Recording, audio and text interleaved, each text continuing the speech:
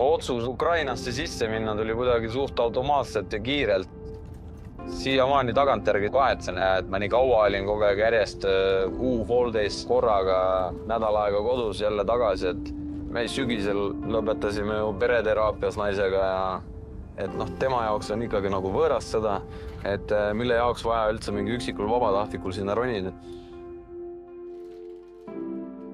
Ta ei oska nagu Ukrainat ja pereelu nagu lahus hoida.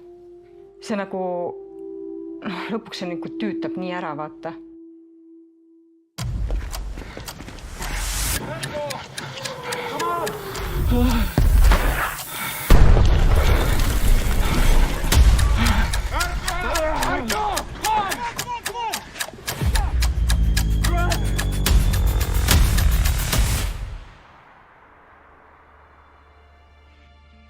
Mingil määral ta ikkagi nagu põgeneb kodust.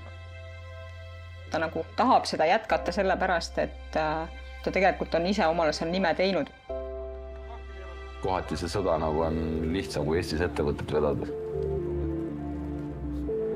Ta teab, et ta peab oma elus tegema kõige raskema otsuse, kui ta peaks valima pere ja sõja vahel.